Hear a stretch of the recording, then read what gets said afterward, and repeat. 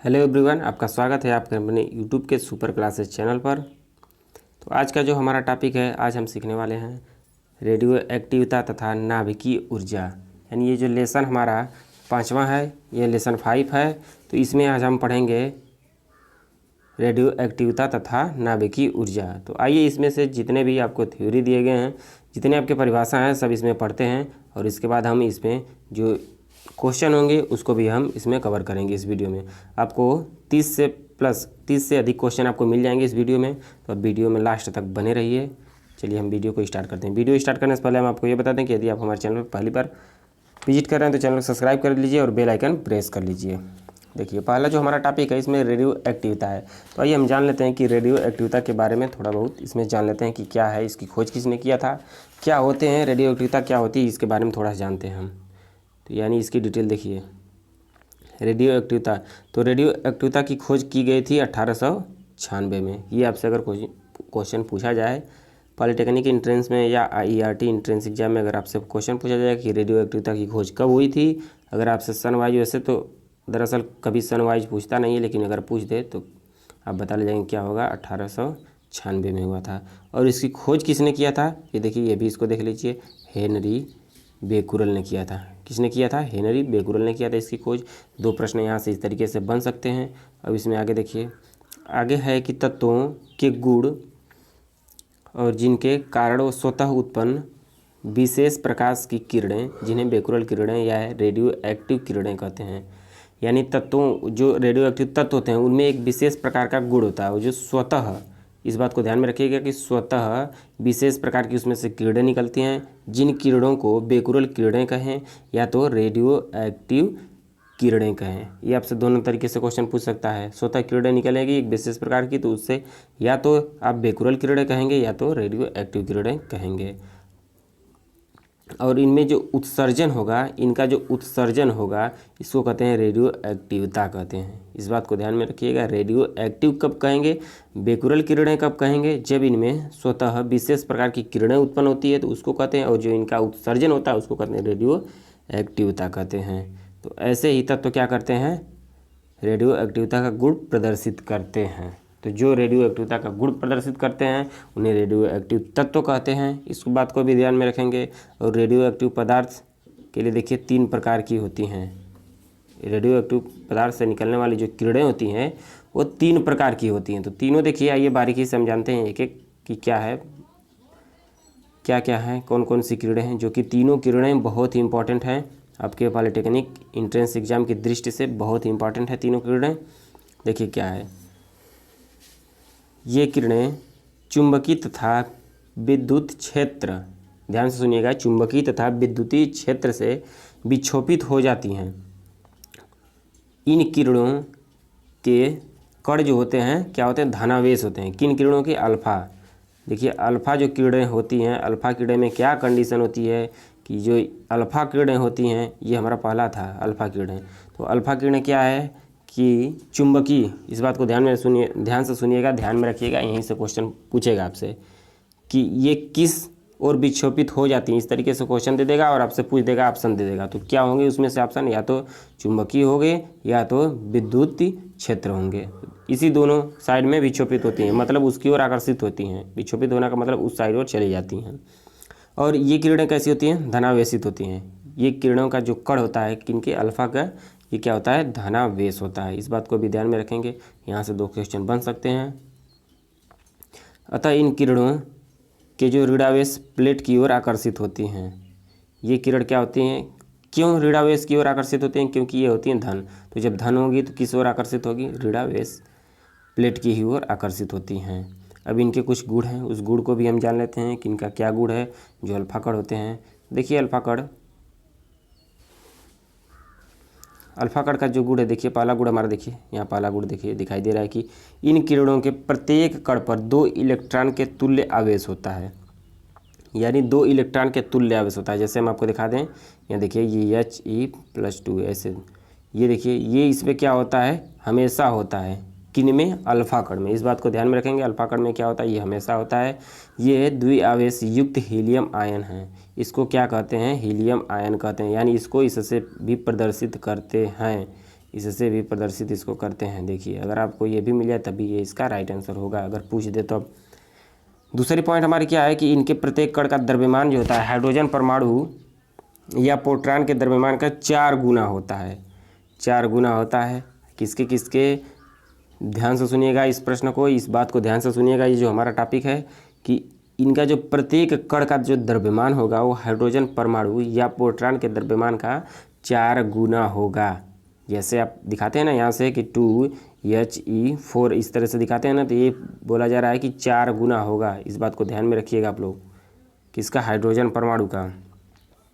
तो अब इसके बाद अगला पॉइंट है कि ये जो किरण होती हैं, इन किरणों में क्या होता है, गैसों का आयनीकृत करने की क्षमता जो होती है बहुत अधिक होती है।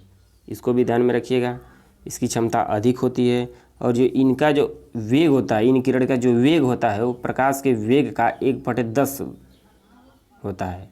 प्रकाश के वेग का क्या होगा, 1/10 होगा। इस बात को भी ध्यान में रखिएगा। ये सभी जितने पॉइंट बताए जा रहे हैं आपको, सभी पॉइंट बहुत ही इम्पोर्टेंट हैं। इसके बाद हम चलते हैं अगले पॉइंट की तरफ। देखिए इसमें अगला पॉइंट क्या है कि ये किरणें कुछ पदार्थ जैसे हीरा, जिंक, सल्फाइड आदि पर पड़ने से प्रदीप्त उत्पन्न करती हैं। इसको भी ये देखिए, सभी जितनी पॉइंट हैं इसमें सभी इंपॉर्टेंट पॉइंट हैं, इसीलिए आपको बताए जा रहे हैं, इसीलिए इसमें लिए गए हैं। अगर ये पॉइंट इंपॉर्टेंट नहीं होते, महत्वपूर्ण नहीं होते, तो ये पॉइंट नहीं लिए जाते। इसलिए आप एक एक पॉइंट को बारीकी से समझिएगा कि क्या कह रही है, एक एक पॉइंट क्या कह रही है, क्या बताया जा रहा है, इस बात को आप गौर से सुनिएगा। अगला पॉइंट है कि ये किरण की जो भेदन क्षमता होती है बहुत कम होती है। ध्यान से सुनिएगा, किसकी, अल्फ़ा। अल्फ़ा किरण की भेदन क्षमता क्या होती है, बहुत कम होती है। ये 0.1 mm मोटाई की एल्युमिनियम की चादर को भी नहीं भेद पाती है। यानी कि अगर आप 0.1 mm, जानते हैं ना, 0.1 m की अगर चादर है एल्युमिनियम की, तो उसको भी नहीं भेद पाती है, मतलब कि आर पार नहीं जा पाती है, छेद पाती है, ये कंडीशन है। यानी सबसे कम होती है इसमें, किसमें, अल्फ़ा किरण में। अब देखिए आगे अगला जो हमारा बीटा किरण है, ये पहला क्या था, अल्फ़ा किरण है, दूसरा क्या है, बीटा किरण है। ये दूसरी पॉइंट है बीटा किरण, इस बात को ध्यान में रखिएगा आप लोग। देखिए बीटा कण क्या होता है, इसके बारे में हम थोड़ा सा आपको बता दे रहे हैं, चर्चा कर दे रहे हैं कि इन कणों के जो प्रत्येक कण होते हैं, प्रत्येक कण पर ऋणावेश होता है, इसलिए इन किरणों को धनावेशित प्लेट की ओर आकर्षित होती हैं या विक्षोपित होती हैं। होता क्या है, ऋणावेश होता है तो किस पर आकर्षित होंगी, किस साइड और, धनावेशित की ओर होंगी, ये कंडीशन होती है। अब इसमें कुछ पॉइंट है, देखिए पॉइंट क्या है, ये किरणें क्या है, विद्युत क्षेत्र और चुंबकीय क्षेत्र की ओर विक्षोपित हो जाती हैं, ये भी। और अल्फा किरणें क्या थी, वो भी थी, ये भी क्या है, विक्षोपित हो जाती हैं। और बीटा कण जो होता है कैथोड किरणों की भांति इलेक्ट्रॉन से बना होता है। कैथोड किरणों की भांति, यानी कैथोड का मतलब क्या होगा आपका, निगेटिव। निगेटिव किरणों की भांति क्या होता है, इलेक्ट्रॉन से बना होता है। इलेक्ट्रॉन भी निगेटिव होते हैं, इस बात को ध्यान में रखेंगे आप। और इनका जो प्रकाश का वेग का ये 1/10 क्या था आपका, अल्फा किरण थी। ये किरण क्या है, प्रकाश के वेग का 9/10वां भाग होता है। ये कितना है, 9/10वां है। फिर से ध्यान में रखेंगे, कितना है, 9/10वां भाग किसका है, बीटा का है। और अल्फा का कितना था, 1/10 था। इस बात को ध्यान में रखिएगा आप लोग। इसी तरीके से आप लोग सभी पॉइंट को अच्छे से कवर कीजिएगा, ताकि इससे अगर क्वेश्चन आपके आ जाएँ तो क्वेश्चन आपसे मिस ना हो। अगली पॉइंट है कि बीटा किरणों के कणों में गैसों का जो आयनीकृत करने की जो क्षमता होती है अल्फा कण से कम होती है। यानी सबसे ज़्यादा किस में थी, अल्फा कण में थी।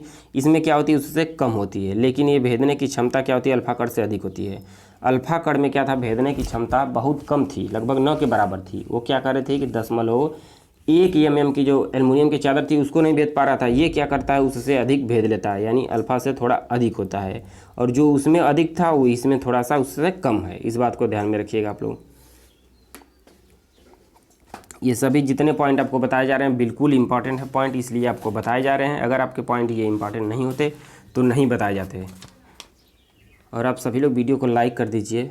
और जितने लोग चैनल पे पहली बार हैं, आप लोगों से रिक्वेस्ट है कि इसी तरीके के लेटेस्ट वीडियो पाने के लिए चैनल को सब्सक्राइब कर दीजिए और बेल आइकन प्रेस कर लीजिए।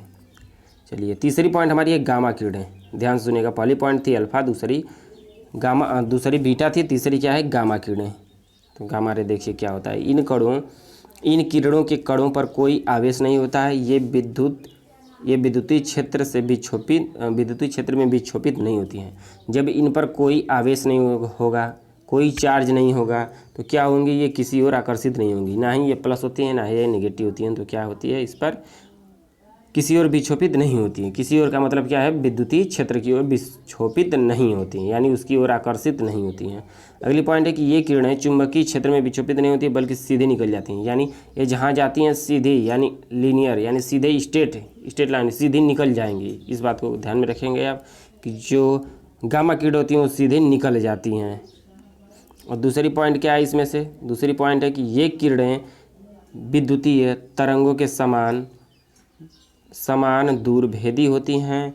इन किरणों के भेदन क्षमता अल्फा कण और बीटा किरणों से बहुत अधिक होता है। इनमें भेदन क्षमता क्या होती है, बहुत अधिक होती है।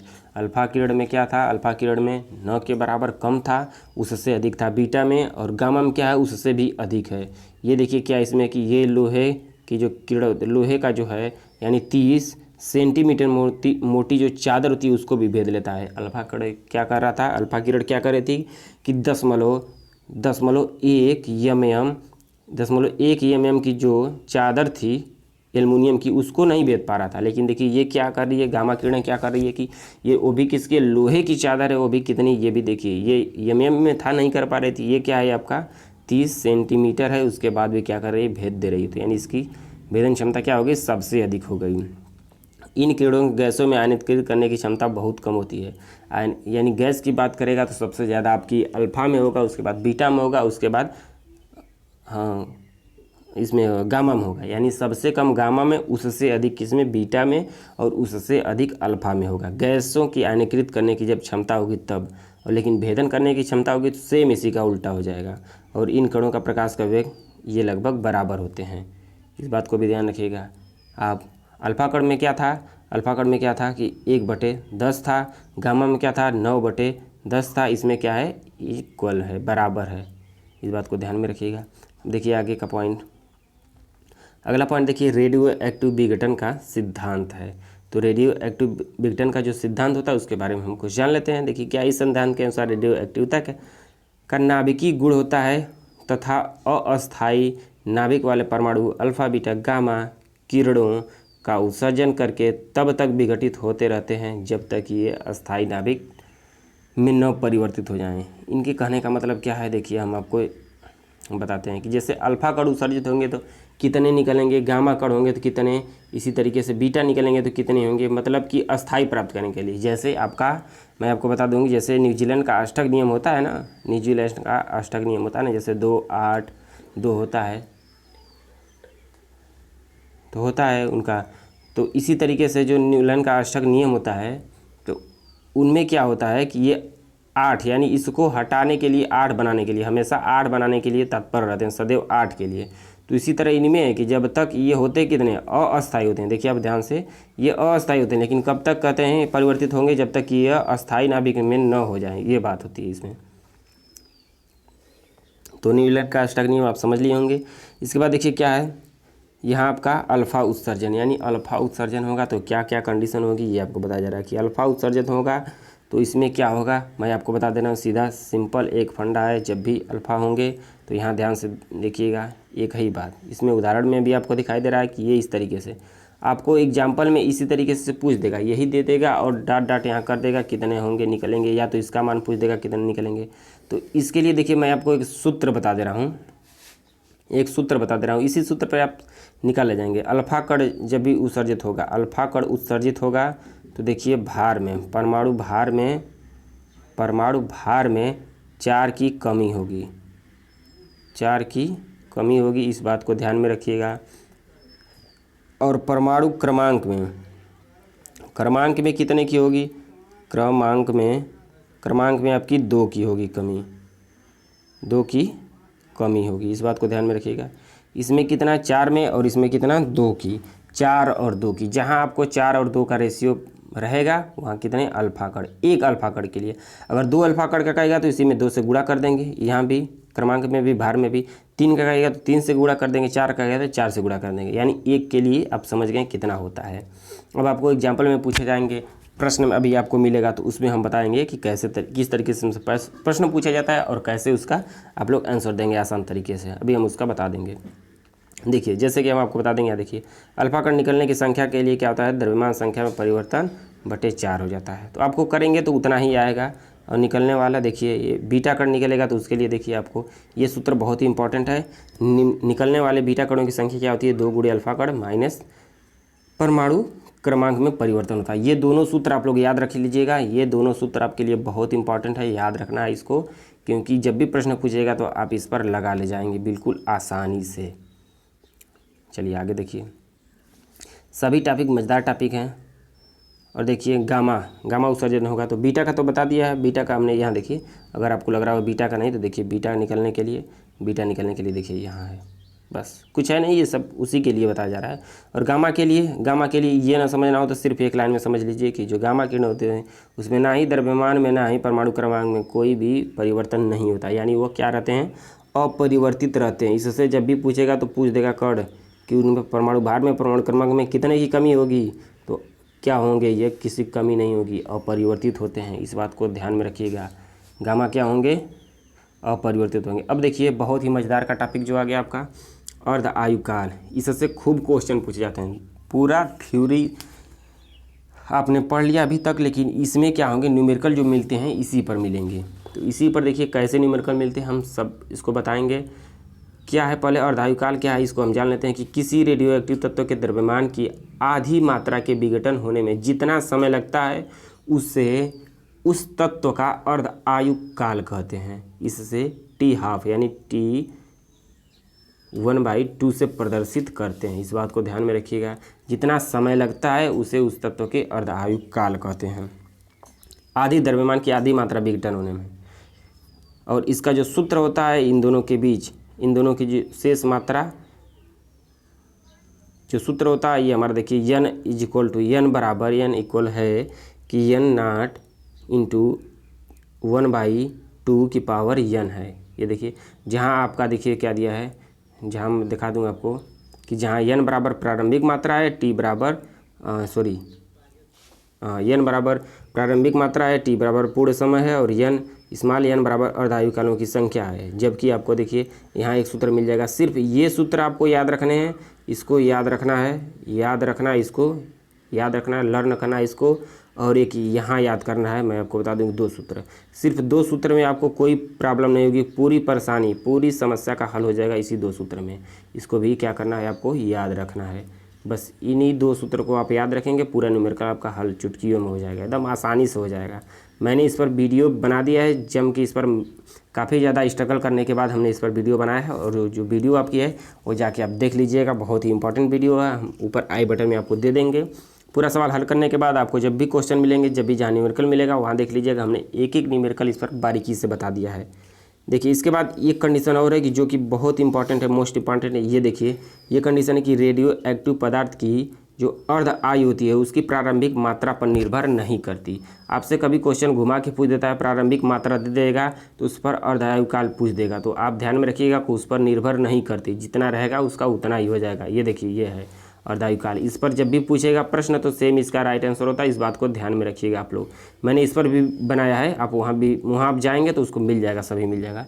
लेकिन उसके पहले तब तक उसके बाद देखिए ये जो माध्य और औसत जीवन काल, एवरेज लाइफ पीरियड, देखिए ये क्या होता है आपका कि किसी रेडियो एक्टिव तत्व के विघटन स्थिरांक के व्युत्क्रम को उसका माध्य या औसत जीवन काल कहते हैं, उसका माध्य या औसत जीवन काल कहते हैं।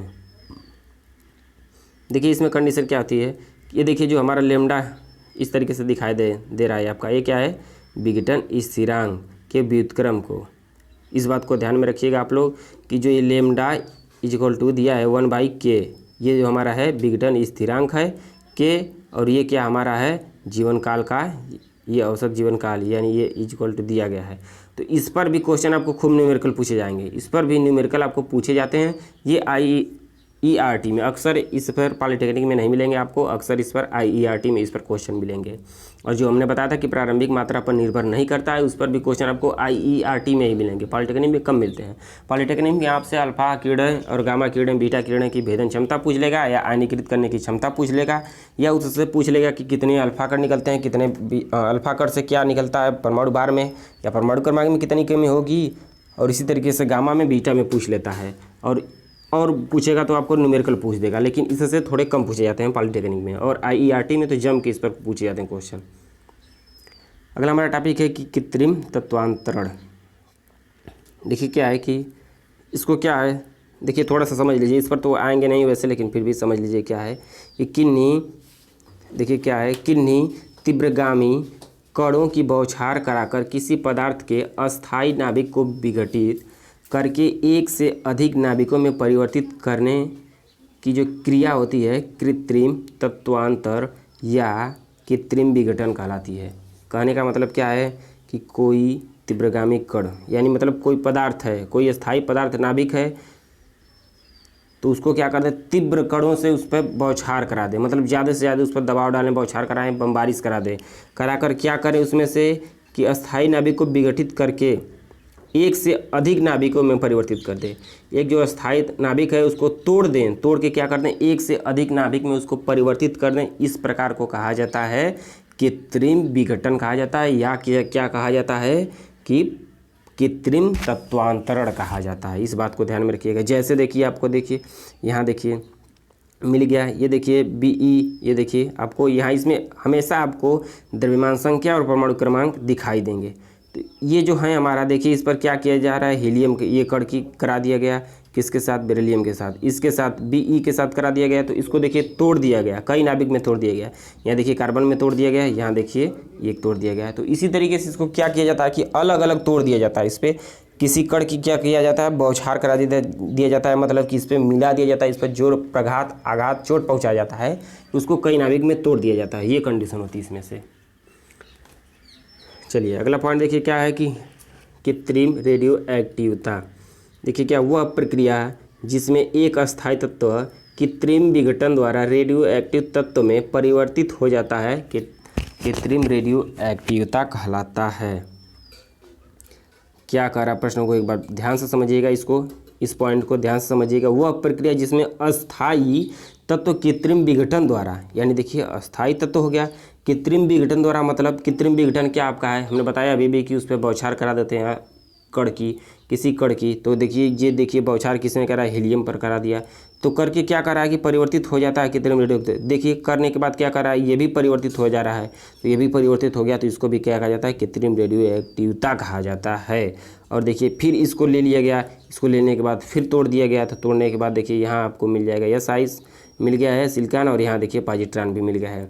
और आपसे कभी कभी पूछ देगा कि पॉजिट्रॉन, ये देखिए यहाँ पर आपका इलेक्ट्रॉन बाहर हुआ है, ये देखिए पॉजिट्रॉन। तो पॉजिट्रॉन का कभी कभी आपसे प्रतीक पूछ देगा, तब भी आप इसको बता ले जाएंगे कि पॉजिट्रॉन का प्रतीक ये होता है। इस बात को ध्यान में रखिएगा आप लोग, बिल्कुल ही आसान सभी हैं। अब देखिए अगला है कि नाभिकीय ऊर्जा प्राप्त करने की विधियाँ, यानी नाभिकीय ऊर्जा प्राप्त करने की विधियाँ होती हैं। तो दो होती हैं, एक नाभिकीय विखंडन हो गया, एक नाभिकीय संलयन हो गया। तो नाभिकीय विखंडन क्या है, इसके बारे में हम जान लेते हैं, और नाभिकीय संलयन क्या होगा ये जान लेंगे। तो देखिए नाभिकीय विखंडन क्या है, वह प्रक्रिया जिसमें भारी नाभिक दो छोटे असमान नाभिकों में टूट जाते हैं तथा अपार ऊर्जा उत्पन्न करते हैं, तो क्या कहलाते हैं, नाभिकीय विखंडन कहलाते हैं। इस बात को ध्यान में रखिएगा कि दो नाभिक होते हैं, एक भारी नाभिक दो छोटे असमान नाभिकों में टूटता है। एक भारी नाभिक, ध्यान से सुनिएगा, एक भारी नाभिक दो छोटे असमान नाभिकों में टूट जाता है, तो इस प्रकार की क्या कहलाती है, नाभिकीय विखंडन कहलाता है। और इसमें अपार ऊर्जा होती है, मतलब बहुत ज़्यादा ऊर्जा होती है, बहुत ज़्यादा इसमें शक्ति होती है। कब, जब एक भारी नाभिक रहेगा, दो छोटे असमान नाभिकों में टूट जाएगा, तब उसको क्या कहेंगे, नाभिकीय विखंडन कहेंगे। इस प्रक्रिया, देखिए यह जो प्रक्रिया है इसका सर्वप्रथम किया था, देखिए सर्वप्रथम किया था, इसने बताया था कि होते हैं ऑटो हान व F स्ट्रसमैन होंगे।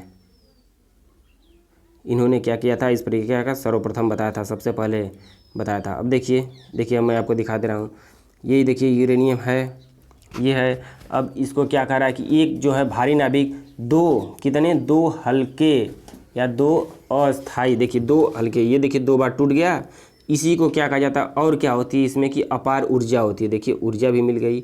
एक देखिए एक हमारा भारी नाभिक था, 2 छोटे छोटे, देखिए 2 छोटे छोटे में टूट गया, इसको क्या कहेंगे नाभिकी विखंडन इसको कहते हैं। विखंडन से ही आप समझ जा रहे हैं कि मतलब अलग अलग टूटना, विखंडन होना, ये बात कही जा रही है इसमें।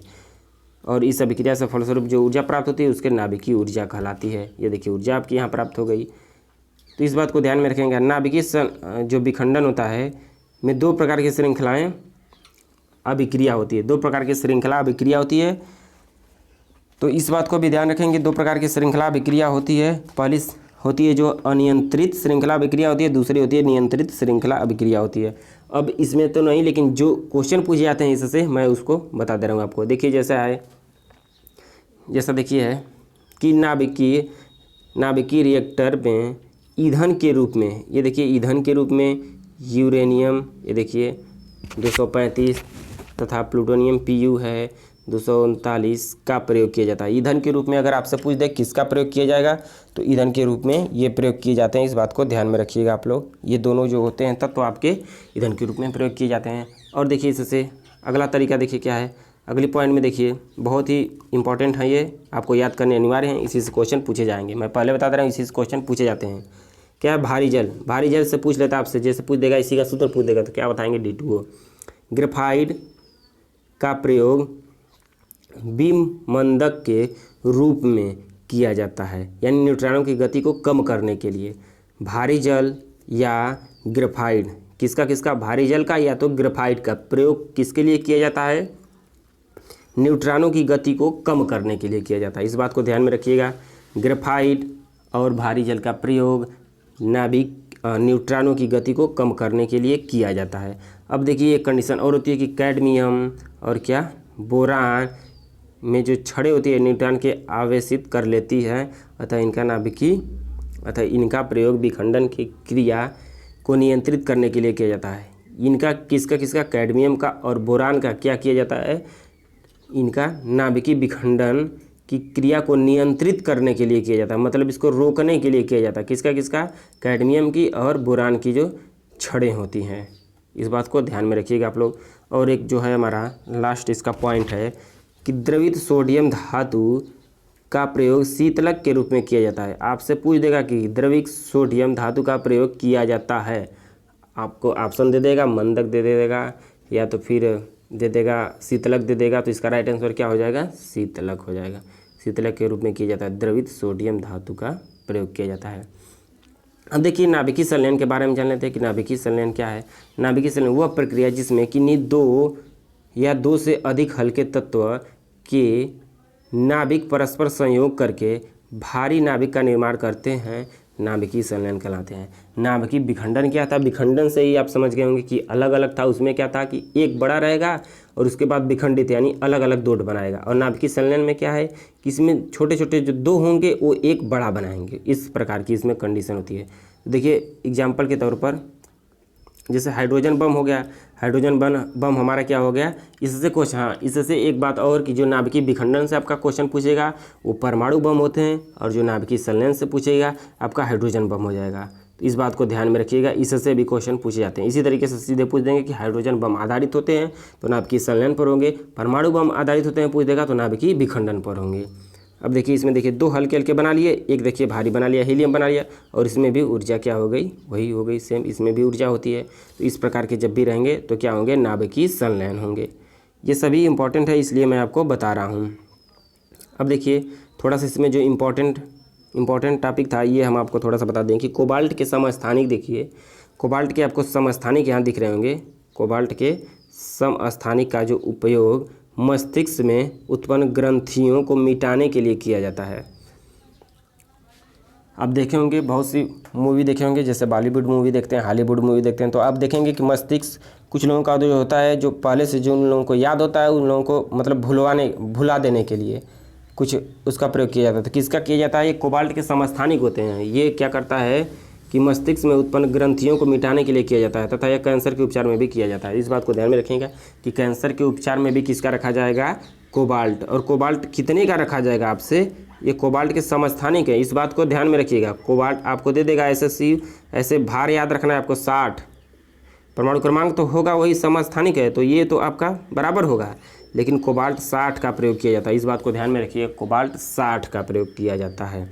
अगली पॉइंट देखिए क्या, ये भी इंपॉर्टेंट है कि रेडियो एक्टिव सोडियम, ये सोडियम देखिए आपका सोडियम होता कितना है, ये सोडियम आपका 23 होता है, लेकिन ये सोडियम 24 है। 24 के द्वारा शरीर में रक्त प्रवाह का जो वेग होता है उसको मापा जाता है। रक्त प्रवाह यानी खून के जो प्रवाह का वेग होता है वो किससे मापा जाता है, आपका सोडियम 24। इस बात को भी ध्यान में रखिएगा, सोडियम 24 से नापा जाता है। अगर कभी आपसे पूछ दे कि इसका माप किससे किया जाता है रक्त प्रवाह का, तो क्या कहेंगे, सोडियम 24 से किया जाएगा।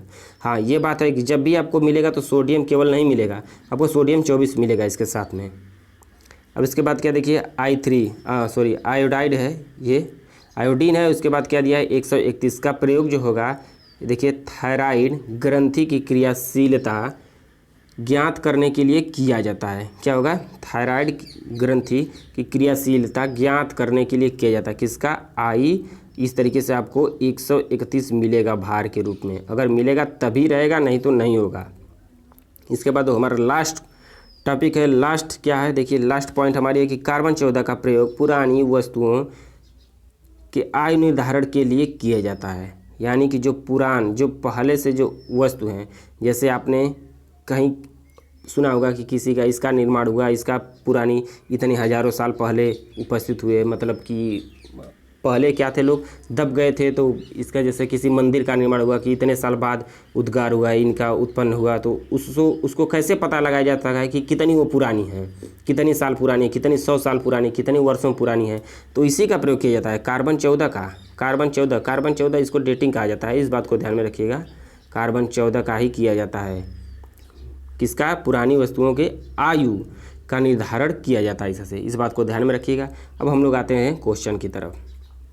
बहुत ही इंपॉर्टेंट क्वेश्चन आपको मिलेंगे, जितने क्वेश्चन आपको मिलेंगे सभी इंपॉर्टेंट क्वेश्चन होंगे, इसलिए आप लोग बिल्कुल ही बारीकी से आंसर दीजिएगा सभी क्वेश्चन का। तो पहला क्वेश्चन आपको स्क्रीन पर दिखाई दे रहा होगा कि रेडियो एक्टिविता की खोज किसने की थी। तो बताइए इसका राइट आंसर क्या होगा। मैंने बताया आपको कि रेडियो एक्टिविता की खोज किसने किया था, तो इसका राइट आंसर क्या होगा, हेनरी बेकुरल। ऑप्शन बी इसका राइट हो जाएगा। इस क्वेश्चन का राइट आंसर ऑप्शन बी होगा। देखिए नेक्स्ट क्वेश्चन नंबर 2 दिया है कि गामा किरणें हैं, गामा किरणें हैं, बताइए इसका राइट आंसर क्या होगा। तो गामा किरणें में क्या हो जाएगा, इसका राइट आंसर ऑप्शन बी हो जाएगा, उच्च ऊर्जा युक्त विद्युत चुंबकीय तरंगे। इस क्वेश्चन का राइट आंसर होगा। जितने ये थ्योरेटिकल क्वेश्चन पूछे जाएंगे सभी क्वेश्चन आपको अच्छे से तैयार कर लेना है, ताकि आप लोग एग्ज़ाम में बिल्कुल निस्संदेह होकर जाएं और अच्छे से आप लोग एग्ज़ाम करके आएँ।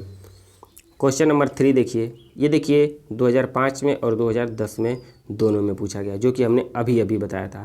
क्वेश्चन नंबर 3 है कि नाभिकीय रिएक्टर में नियंत्रण छड़ें बनी होती हैं, नियंत्रण छड़ें बनी होती हैं।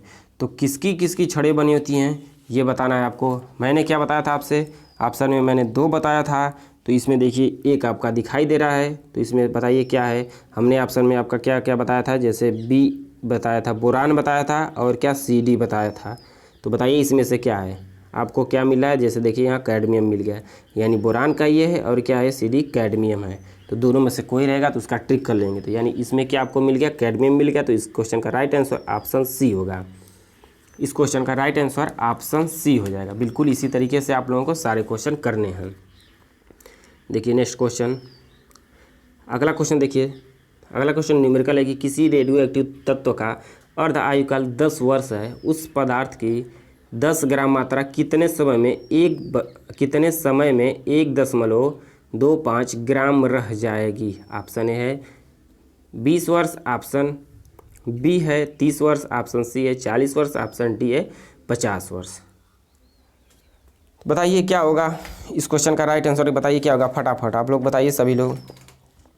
और देखिए जिन लोगों को नहीं आ रहा, आप लोगों से रिक्वेस्ट है कि आप लोग चले जाइए आई बटन पे, जितने क्वेश्चन आपको हैं सभी क्वेश्चन का आप स्क्रीनशॉट ले लीजिए इस क्वेश्चन का, जिस तरीके से ये बनाए गए हैं क्वेश्चन, और आप उसके बाद चले जाइए आई बटन में, यानी ऊपर आप चले जाइए। वहाँ से आपको अगर आई बटन नहीं जानते हैं आप, तो ऊपर आपका छोटा सा आई की तरह लिंक दिया होगा, मतलब आइकन दिया होगा, आप वहाँ क्लिक करेंगे तो आपको मिल जाएगा उसमें, और जाएंगे उसमें। तो मैंने बखूबी यानी बहुत ही कड़ी तपस्या के बाद, एक तरह से कहिए तपस्या, यानी बहुत ही कड़ी मेहनत के साथ हमने उसको क्वेश्चन को बनाया है, जो कि बहुत ही इंपॉर्टेंट है। आप उसको देख लीजिएगा, बिल्कुल आसान ही है, आप समझ जाएंगे। अगर आप वहाँ तक चले गए तो पक्का है कि आप समझ जाएंगे कि क्या होगा। चलिए, इस क्वेश्चन का राइट आंसर ऑप्शन बी होगा। सभी क्वेश्चन बिल्कुल आसान से आप कर ले जाएंगे अगर उस वीडियो को आप देख लिए तो। चलिए अगला क्वेश्चन देखिए क्या है। अगला क्वेश्चन है कि परमाणु भट्टी में ग्रेफाइट कार्य करता है। बताइए, परमाणु भट्टी में ग्रेफाइट कार्य करता है, बताइए। क्वेश्चन नंबर 5 का राइट आंसर क्या होगा। हमने अभी भी इसके पहले बताया था कि किसका कार्य करता है, ग्रेफाइट, और ग्रेफाइट बताया था, और क्या बताया था हमने, भारी जल D2O बताया था। ग्रेफाइट और भारी जल D2O बताया था, 2 पॉइंट हमने बताई थी। तो बताइए क्या होगा। ऑप्शन ए दिया है बी मंदक का, ऑप्शन बी दिया है नियंत्रक का, और ऑप्शन सी दिया है शीतलक का, ऑप्शन डी दिया है ईंधन का। तो बताइए किसका कार्य करेगा। बिल्कुल आसान है, हमने 2 बताया था। क्या बताया था आपसे, D2O बताया था, और क्या बताया था आपसे, एक ग्रेफाइट बताया था। तो दोनों आपको दिखाई दे रहे हैं। ग्रेफाइट पूछ दिया है, हमने कहा था ना बहुत ही इंपॉर्टेंट है, इसी तरीके से क्वेश्चन पूछे जाएंगे। देखिए उसी पर पूछे जा रहे हैं। अगर आपको नहीं पता फिर से अब जाइए वहाँ देखिए, तो क्या हो जाएगा इसका राइट क्या होगा, बी मंदक का। बी मंदक क्या होता है, ये क्या करता है, इस बात को ध्यान में रखिएगा। मैं आपको बता दे रहा हूँ फिर से, क्या करता है, न्यूट्रॉनों की गति को कम करता है। न्यूट्रॉनों की गति को कम करने के लिए इसका प्रयोग किया जाता है। किसका, भारी जल, और किस में किया जाता है, ये नाभिकीय विखंडन में आपका किया जाता है। इस बात को भी ध्यान में रखिएगा, ग्रेफाइट और भारी जल, ये हो गया। चलिए, इस क्वेश्चन का राइट आंसर ऑप्शन ए होगा। नेक्स्ट क्वेश्चन की तरफ चलते हैं। देखिए बहुत ही आसान है, बहुत आसान है। अगर आप थ्योरी पूरी समझ जाएंगे, थ्योरी को आप ध्यान से सुने हैं, तभी इस क्वेश्चन का आंसर कर पाएंगे। क्वेश्चन नंबर 6 देखिए दिया है कि कृत्रिम रेडियो एक्टिविता की खोज किसने की। ऑप्शन ए है मैडम क्यूरी, ऑप्शन बी है बेकुरल, और ऑप्शन सी है रदरफोर्ड, और ऑप्शन डी है आई क्यूरी तथा जोलियट। बताएं इस क्वेश्चन का राइट आंसर क्या होगा। बताइए इस क्वेश्चन का राइट आंसर क्या होगा। इसी तरीके से आप लोग करेंगे तो देखिए, हमने ये नहीं बताया था तो आपको इसी तरीके से जितने, इसीलिए हमने आपको थ्योरी बता दिया है, फिर और आपको 30+ क्वेश्चन करा दे रहे हैं ताकि पूरा क्लियर हो जाए। इस लेसन से अगर आपको कहीं भी कुछ भी समस्या हो तो वो पूरी आपकी क्लियर हो जाएगी। तो इसको क्वेश्चन का राइट आंसर ऑप्शन डी होगा, आई क्यूरी तथा जोलियट हो जाएंगे इसका राइट आंसर। किसकी, इस बात को ध्यान में रखिएगा, कृत्रिम रेडियो एक्टिविता की बात कही जा रही है। चलिए अगले क्वेश्चन की तरफ चलते हैं। नेक्स्ट क्वेश्चन हमारा है, नेक्स्ट क्वेश्चन है कि परमाणु नाभिक में से किसके निकलने पर परमाणु संख्या द्रव्यमान संख्या अपरिवर्तित रहती है। इसका तो राइट आंसर सबको पता होगा, हमने बताया था क्या होंगे निकलने से। अगर अल्फा कण निकलेंगे तो परमाणु भार में 4 की, परमाणु क्रमांक में 2 की कमी होगी, और बीटा कण निकलेंगे तो परमाणु भार में कुछ नहीं परिवर्तन होता है, परमाणु क्रमांक में 1 की वृद्धि होती है। इस बात को ध्यान में रखिएगा, हमने ये बताना भूल गया था क्योंकि आपको केवल सूत्र बता दिया था हमने, बीटा कण कैसे निकलेंगे। तो मैं बीटा कण अभी यहीं बता दे रहा हूँ कि बीटा कण क्या होंगे। बीटा कण जब भी निकलेंगे तो क्या होगा कंडीशन, इसमें 1 की वृद्धि होगी, 1 की वृद्धि होगी। किस में होगी वृद्धि, वो भी आपकी होगी क्रमांक में। ध्यान से सुनिएगा, किस में होगी, क्रमांक में होगी। भार में क्या होगा, क्रमांक में होगी। भार में क्या होगा, कोई परिवर्तन नहीं होगा। और अल्फा कण निकलते हैं तो इसका हमने बता दिया था कि 2 और 4 की कमी होती है। तो बताइए इसका क्या होगा, अपरिवर्तित, यानी इसका राइट आंसर ऑप्शन सी हो जाएगा, गामा किरणें। गामा किरणें हो जाएगी। इस क्वेश्चन का राइट आंसर ऑप्शन सी होगा। नेक्स्ट क्वेश्चन, अगला क्वेश्चन दिया है। अगला क्वेश्चन देखिए, आयनीकरण क्षमता सबसे अधिक है। आयनीकरण क्षमता सबसे अधिक है। क्वेश्चन नंबर 8 का बताइए राइट आंसर क्या होगा। ऑप्शन ए है अल्फा कणों की, ऑप्शन बी है बीटा कणों की, ऑप्शन सी है गामा कणों की, ऑप्शन डी है इनमें से कोई नहीं। तो बताइए क्वेश्चन नंबर 8 का राइट आंसर क्या होगा। हमने बताया था कि सबसे कम जो आयनीकरण की क्षमता होगी वो गामा किरणें में होती है। उसके बाद क्या होता है, उससे अधिक आपकी बीटा में होती है, और सबसे अधिक किस में होती है, अल्फा में होती है। तो इस क्वेश्चन का राइट आंसर ऑप्शन ए होगा, अल्फा कणों की क्या होगी, आयनीकृत क्षमता क्या होती है, सबसे अधिक होती है। आयनीकरण क्षमता क्या होगी, सबसे अधिक होगी। उससे कम आपकी गामा में हो जाएगी और सबसे कम क्या होगी आप उससे कम आपकी बीटा में हो जाएगी और सबसे कम आपकी गामा में होगी। इस बात को ध्यान में रखिएगा। सबसे अधिक पूछा था तो अल्फा, सबसे कम पूछ दिया होता तो गामा हो गया था उसका राइट आंसर। क्वेश्चन नंबर 9 दिया है कि प्रयोगशाला में नाभिकीय संलयन विधि प्रयोग नहीं की जाती क्योंकि। ये क्वेश्चन 2008 में पूछा गया है, तो बहुत ही इंपॉर्टेंट क्वेश्चन है। 2008 में पूछा गया क्वेश्चन कि प्रयोगशाला में नाभिकीय संलयन विधि प्रयोग नहीं की जाती क्योंकि। बताइए इस क्वेश्चन का राइट आंसर क्या होगा। नाभिकीय संलयन की बात कही जा रही है, नाभिकीय विखंडन होगा, तो यानी नाभिकीय अगर विखंडन पूछेगा तो नाभिकीय विखंडन से आपको ख्याल आना चाहिए कि एक भारी नाभिक होता है, दो हल्के नाभिक में टूटता है विखंडन, और नाभिकीय संलयन आ जाएगा तो दो हल्के क्या करेंगे, एक भारी बनाएंगे मिलकर। तो संलयन की बात किया तो इसमें क्या होता है कंडीशन कि अत्यधिक ताप की आवश्यकता होती है। नाभिकीय संलयन में क्या होता है, अत्यधिक ताप की आवश्यकता होती है, इसलिए इसको प्रयोगशाला में नहीं किया जाता है। प्रयोगशाला में अत्यधिक ताप नहीं लिया जाता है, वहाँ अलग अलग तरीके के केमिकल होते हैं, तो इसलिए वहाँ दिक्कत आ जाती है, तो ज़्यादा वहाँ ताप अवेलेबल नहीं होता है। तो इस क्वेश्चन का राइट आंसर ऑप्शन सी होगा। क्वेश्चन नंबर 9 का राइट आंसर ऑप्शन सी हो जाएगा। चलते हैं नेक्स्ट क्वेश्चन की तरफ। अगला क्वेश्चन है, क्वेश्चन नंबर 10 है कि एक रेडियो एक्टिव नाभिक की अर्ध आयु 44 दिन है। इस नाभिक का 1 ग्राम कितने दिन में से कम होकर 125 ग्राम रह जाएगा। ये भी क्वेश्चन 2008 में पूछा गया है। देखिए कितने इंपॉर्टेंट क्वेश्चन है। इस लेसन से तो आपके 1-2 क्वेश्चन आने ही आने हैं, अनिवार्य हैं कि आएंगे इस लेसन से। तो बताइए इस क्वेश्चन का राइट आंसर क्या होगा। देखिए अगर आपको नहीं आ रहा है तो मैं यहाँ नहीं बताऊंगा, आपको जाना पड़ेगा उस वीडियो में, आपको जाना पड़ेगा, देखना पड़ेगा, तभी आपको आएगा। अगर आप उस वीडियो तक चले जाएंगे, आई बटन में ऊपर चले जाएंगे, अगर आपको वीडियो मिल जाएगी, अभी आप इसका स्क्रीनशॉट रख लीजिए। यानी हमने जो तरीका बताया है उस तरीके से आप केवल जितने क्वेश्चन आपको दिए जाएंगे सभी क्वेश्चन हल कर ले जाएंगे, जितने आपके बुक में होंगे वो भी, और जितने कई प्रकार जितने तरीके से इससे क्वेश्चन बन सकते हैं हमने सिर्फ 1-2-3 क्वेश्चन में ही सारे तरीके बता दिए हैं। वहाँ आप जाएंगे तो आपको निश्चित है कि आपको आ जाएगा। बिल्कुल आसान तरीका हमने बताया है। चलिए इस क्वेश्चन का राइट आंसर ऑप्शन डी होगा। ऑप्शन डी हो जाएगा, इस क्वेश्चन का राइट आंसर हो जाएगा। चलते हैं अगले क्वेश्चन की तरफ। अगला क्वेश्चन है कि रेडियो एक्टिव विघटन में नाभिक एक बार में उत्सर्जित करता है। रेडियो एक्टिव जो विघटन होता है उसमें नाभिक एक बार में उत्सर्जित करता है, यानी अल्फा और बीटा गामा तीनों में से पूछा जा रहा है कि क्या क्या एक बार में उत्सर्जित करेगा, ये पूछा जा रहा है आपसे। तो ये प्रश्न पॉलिटेक्निक 2012 में पूछा गया है, तो बहुत ही इंपॉर्टेंट क्वेश्चन है। बताइए क्वेश्चन नंबर 11 का राइट आंसर क्या होगा। देखिए इसी तरीके से आपसे नए नए क्वेश्चन मिलते जाएंगे, तो नए नए क्वेश्चन मिलते जाएंगे तो उसके लिए हमें आपको सारे क्वेश्चन बताते रहेंगे। सभी क्वेश्चन आपके लिए इंपॉर्टेंट है, इसलिए आप मिस ना करिए एक भी क्वेश्चन को। तो इस क्वेश्चन का राइट आंसर ऑप्शन ए होगा, केवल अल्फा या बीटा कण होंगे। केवल अल्फा कण या बीटा कण होंगे कि नाभिकीय विखंडन में एक बार में उत्सर्जित करेगा, या तो अल्फा कण होंगे। अब कुछ लोग कहेंगे कि सर दोनों अल्फा बीटा दोनों हो जाएंगे, नहीं होंगे। या तो अल्फा करेगा एक बार में, एक ही करेगा, एक बार में उत्सर्जित करेगा एक।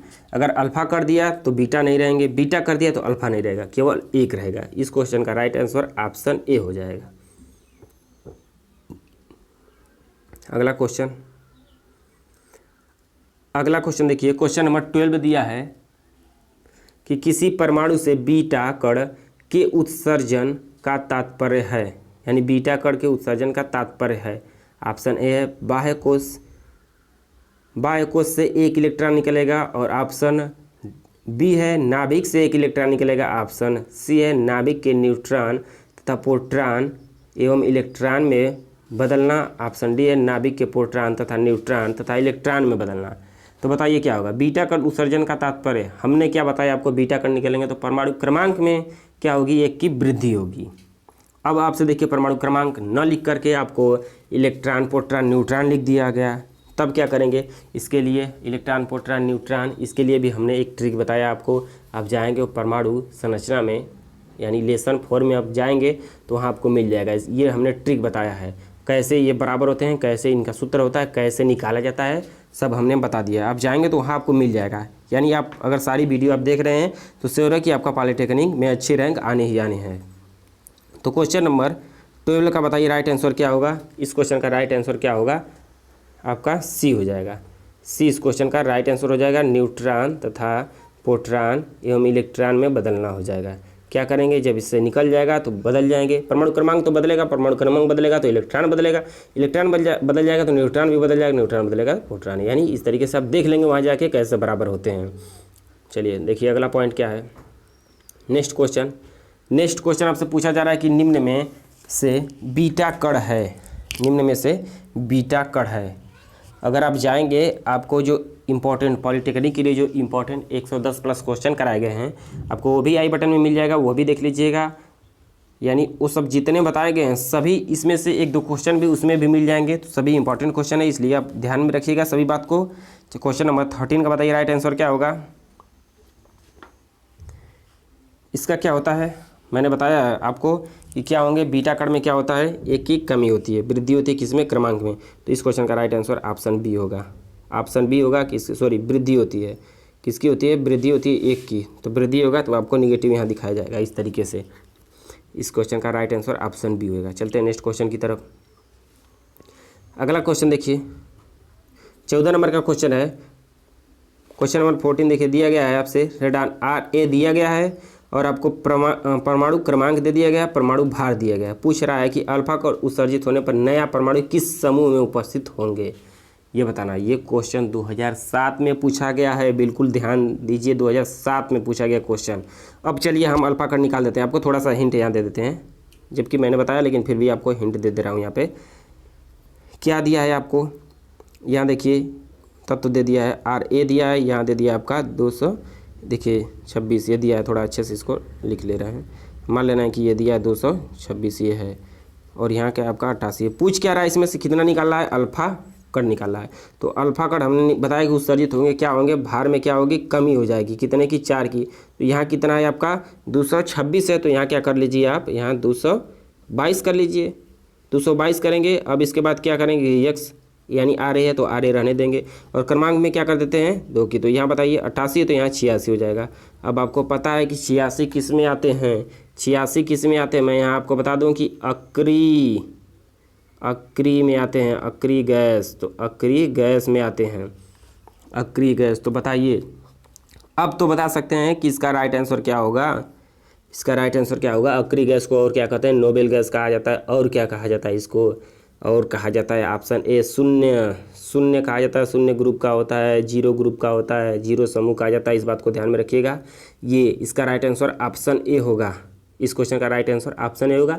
किस तरीके से होगा ये हमने आपको बता दिया है। जल्दी आपको आवर साड़ी से रिलेटेड आपको वीडियो प्रोवाइड कर दी जाएगी, जिसमें आवर साड़ी के आपको आवर साड़ी याद करने के, आवर साड़ी बनाने के, आवर साड़ी में किस तरीके से आप समझेंगे किसी तत्व का भार दे दिया गया, परमाणु क्रमांक दे दिया गया, तो उसमें कहाँ उपस्थित होंगे, किस आवर्त में होंगे, किस समूह में होंगे, ये सब कुछ आपको बताया जाएगा।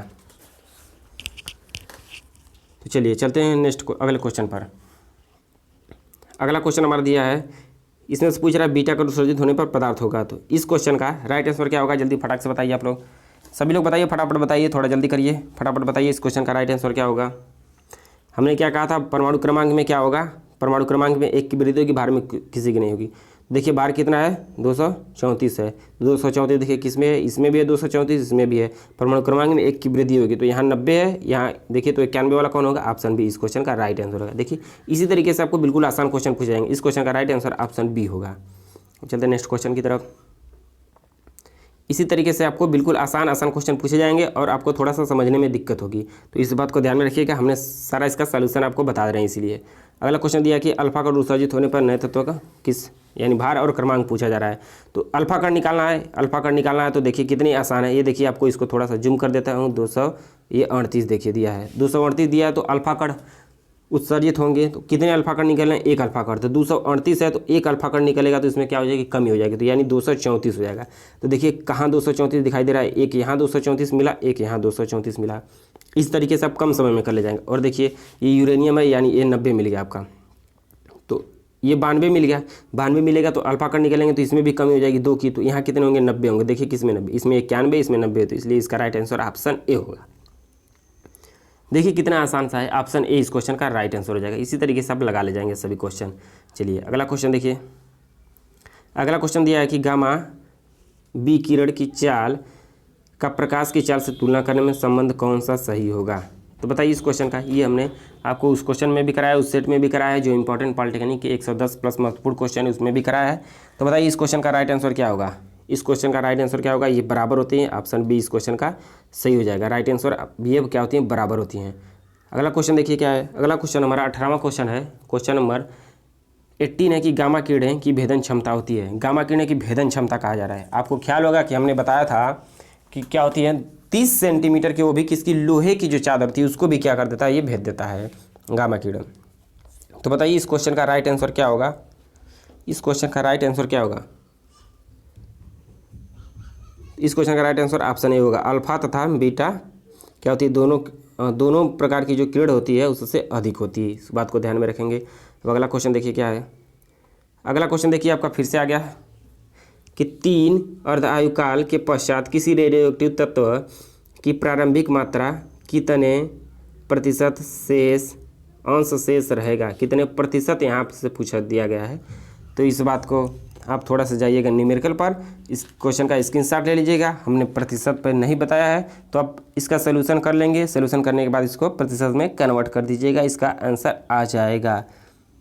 निकालने के बाद क्या कर लेंगे आप, जितना आएगा, जितना भाग आएगा तो उसको क्या कर लेंगे आप, परसेंटेज में कन्वर्ट कर लेंगे, यानी क्या कर लेंगे, 100 से गुणा कर लेंगे, आपका आंसर आ जाएगा। तो इस क्वेश्चन का, क्वेश्चन नंबर 19 का राइट आंसर ऑप्शन सी होगा। इस क्वेश्चन का राइट आंसर ऑप्शन सी हो जाएगा। चलते हैं नेक्स्ट क्वेश्चन की तरफ। अगला क्वेश्चन देखिए क्या है कि निम्नलिखित में से अल्फा कण है। अब बताइए अल्फा कण है। सबसे पहली पॉइंट हमारी यही थी, जो हमने सबसे पहली आज की पॉइंट पढ़ाया, सबसे पहली पॉइंट हमारी यही थी कि जो अल्फा कण होते हैं उस पर हमेशा क्या होते हैं, 2। इस तरीके से हमने बताया था कि 2 पॉजिटिव उस पर सदैव होते हैं, हमेशा होते हैं। तो इस क्वेश्चन का राइट आंसर ऑप्शन सी होगा। ऑप्शन सी इस क्वेश्चन का राइट होगा, आंसर होगा। सबसे पहले हमने पॉइंट यही बताया था। तो देखिए सभी जितने पॉइंट है, आपको किसी भी पॉइंट से क्वेश्चन पूछे जा सकते हैं, इसलिए आप इस वीडियो को अच्छे से देखिए, अच्छे से कवर करिए, ताकि अगर किसी तरीके से क्वेश्चन पूछे जाएँ तो आपसे मिस ना हो। अगला क्वेश्चन देखिए क्या है, फिर वही पूछ दिया आपसे अर्धायुकाल का। तो इसका स्क्रीनशॉट लीजिए और जाइए वीडियो वहाँ से देखिए, उसके बाद इसको लगाइए, उसके बाद परसेंटेज में इसको क्या कर दीजिएगा, निकाल लीजिएगा। चलिए तो इस क्वेश्चन का हम राइट आंसर आपको बता दे रहे हैं, उसके बाद आप इसका कैलकुलेशन कर लीजिएगा। इस क्वेश्चन का राइट आंसर ऑप्शन ए होगा। इस क्वेश्चन का राइट आंसर ऑप्शन ए हो जाएगा। आप इसको लगा लीजिएगा, नहीं आएगा कहिएगा, फिर हम इस पर वीडियो बना देंगे। चलिए नेक्स्ट क्वेश्चन देखिए क्या है, निम्नलिखित समीकरण, यानी 22 नंबर का जो क्वेश्चन हमारा है, क्वेश्चन नंबर 22, निम्नलिखित समीकरण नाभिकीय संलयन को दर्शाता है। अब नाभिकीय संलयन आ गया। नाभिकीय विखंडन क्या था, एक थे, एक हल्के था, 2 क्या कर रहा था, एक हल्के था, उसी का विखंडन होके 2 हल्के नाभिक बना। एक भारी नाभिक था, 2 हल्के नाभिक बना रहा था। नाभिकीय संलयन क्या है, 2 हल्के मिलकर क्या कर रहे थे, एक भारी बना रहे थे। तो इस क्वेश्चन का राइट आंसर क्या होगा, बिल्कुल बताइए आप लोग, बिल्कुल जल्दी से बताइए आप लोग, इस क्वेश्चन का राइट आंसर क्या होगा। थोड़ा जल्दी करिए, जल्दी करिए। इसका ए और बी दोनों देखिए, दोनों में से कोई एक होगा। तो नाभिकीय संलयन की बात कही जा रही है, तो इस बात को ध्यान में रखिए आप लोग। बताइए क्या होगा। थोड़ा सा इस क्वेश्चन को मिस्टेक कर दिया गया है, बताइए जल्दी से क्या होगा। चलिए इस क्वेश्चन का राइट आंसर ऑप्शन बी होगा। मैं बता दूं कि ऑप्शन बी हो जाएगा। देखिए छोटे छोटे मिलकर के क्या कर रहे थे, एक बड़ा नाभिक बना रहे थे। छोटे छोटे मिलकर के एक नाभिक बना रहे थे बड़ा। तो इस क्वेश्चन नंबर 22 का थोड़ा सा मुझे क्वेश्चन मिस्टेक लग रहा है, क्योंकि 2 बनाएंगे तो सही है, बनाएंगे, लेकिन क्या करेंगे, इस तरीके के बनाएंगे।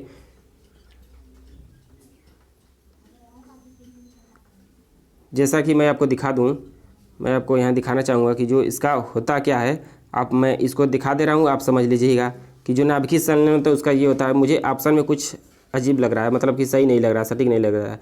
तो आपको मिलता क्या है, ये मिलता है, आप समझ लीजिएगा यहाँ से, और बाकी जो कुछ भी हो आप समझ जाइएगा। थोड़ा हो सकता है कि थोड़ा ऑप्शन इसमें से गलत हो। इसके बाद क्या मिल जाता है आपको, इसी में मिल जाता है आपको ऊर्जा मिल जाती है, ऊर्जा मिल जाती है इसमें। इस बात को ध्यान में रखिएगा कि 1H2 मिलता है, और 1H2 को अगर कराते हैं अभिक्रिया तो आपका हमारा 2He4 यहाँ से मिलता है, 2He4 मिलता है। इस बात को ध्यान में रखिएगा, ये इसका राइट आंसर हो जाएगा। आपको उसमें नहीं मिला है तो मैंने इसको अलग से बता दिया कि नाभिकीय संलयन होगा। नाभिकीय संलयन भी हमने बता दिया क्या होते हैं कि ये क्या करते हैं, एक मतलब दो मिलकर, दो हल्के या दो मतलब कि हल्के तत्वों को मिलकर संयोग करके एक भारी नाभिक बनाते हैं। तो दो यहाँ देखिए, एक यहाँ मिलकर बना लिए, एक यहाँ मिलकर बना लिए, एक ये हमारा भारी नाभिक बन गया इस तरीके से, और प्लस ऊर्जा बन गई।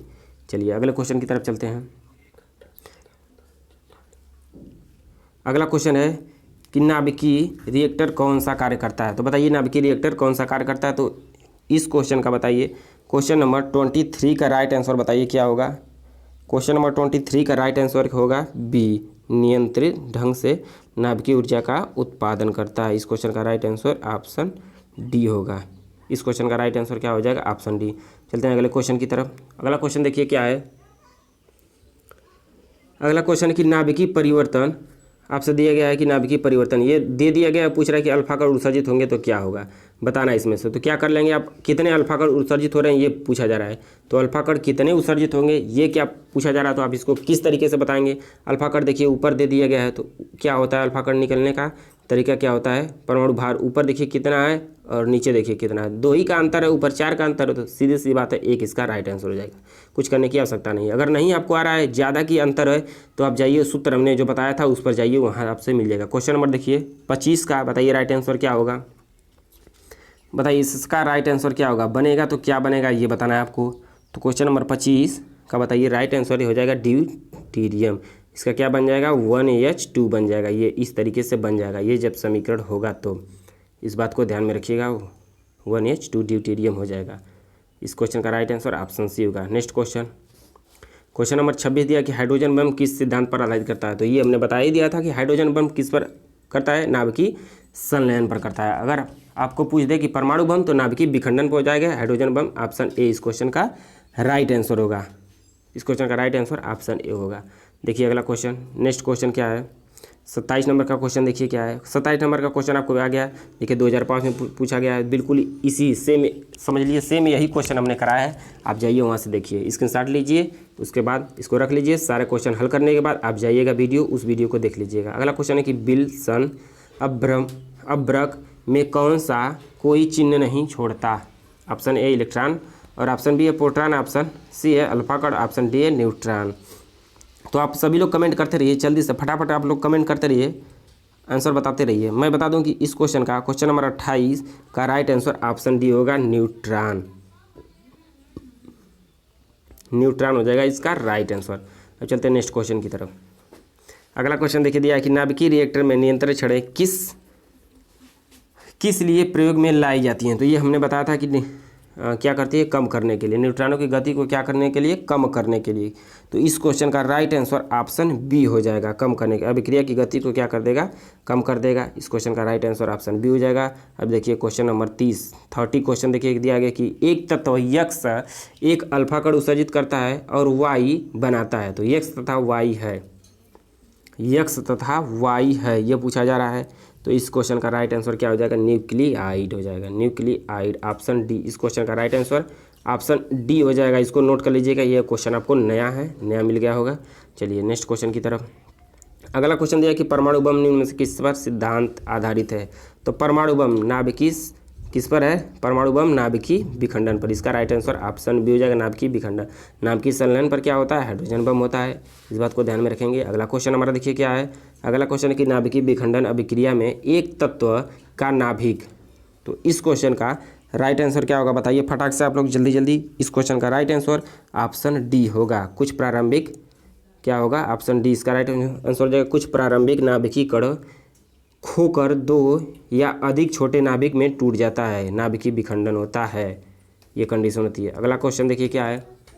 अगला क्वेश्चन हमारा क्या है, बिल्कुल आसान सा क्वेश्चन है कि सूर्य अपनी विकिरण ऊर्जा प्राप्त करता है। सूर्य अपनी विकिरण ऊर्जा प्राप्त करता है किस में, बताना है कि विखंडन में कि विघटन में कि साइक्लोट्रॉन से और कि संलयन प्रक्रम से। तो बताइए इस क्वेश्चन का राइट आंसर क्या होगा। इस क्वेश्चन का जो राइट आंसर होगा, हमने बताना भूल गया था कि आपको ये हाइड्रोजन बम के आधारित पर यह भी है नाभिकीय सूर्य अपनी विकिरण ऊर्जा। तो इस क्वेश्चन का राइट आंसर क्या होगा, संलयन, संलयन हो जाएगा ये भी। और आपको नाभिकीय संलयन दिखे तब भी ये इसी का राइट आंसर होगा प्रक्रम। अब देखिए आज का जो हमारा लास्ट क्वेश्चन है, लास्ट टॉपिक है, लास्ट क्वेश्चन है कि कोई भी परमाणु रेडियो एक्टिवता तभी दर्शाता है जब उसके परमाणु में होंगे, जब उसके परमाणु में होते हैं। तो उसके परमाणु में क्या होंगे कि वो दर्शाएगा रेडियो एक्टिवता। तो बताइए इस क्वेश्चन का राइट आंसर क्या होगा। हमने आपको बताया था पहले पॉइंट में क्या थे, अस्थाई। तो इस क्वेश्चन का राइट आंसर ऑप्शन बी होगा, ऑप्शन डी होगा। इस क्वेश्चन का राइट आंसर ऑप्शन डी हो जाएगा, अस्थाई नाभिक। तो आज के लिए बस इतना ही। अगर आप यहाँ तक वीडियो में बने रहें तो वीडियो को लाइक कर दीजिए और जितने लोग चैनल पे पहली बार हैं सब्सक्राइब कर दीजिए और इसी तरह की लेटेस्ट वीडियो पाने के लिए बेल आइकन को प्रेस कर लीजिए। और आपको एक कंडीशन बता दें कि इस वीडियो के डिस्क्रिप्शन में आपको व्हाट्सएप ग्रुप और टेलीग्राम चैनल का लिंक मिल जाएगा। अगर आपको ये वीडियो पसंद आती है तो आप कमेंट करके बता सकते हैं कि वीडियो कैसी लगी आपको। अगर आपको किसी और तरीके की वीडियो चाहिए तो आप हमें कमेंट करके बता सकते हैं। आज के लिए इतना ही, तब तक के लिए धन्यवाद। जय हिंद, जय भारत।